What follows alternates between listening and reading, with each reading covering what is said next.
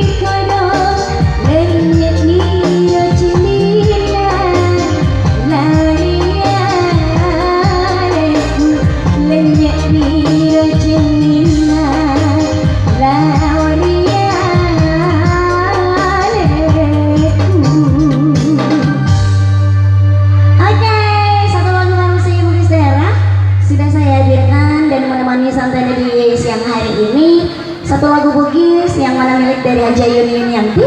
Satu lagu yang mana berjudulkan Mata Setendek Kodong untuk Anda semua.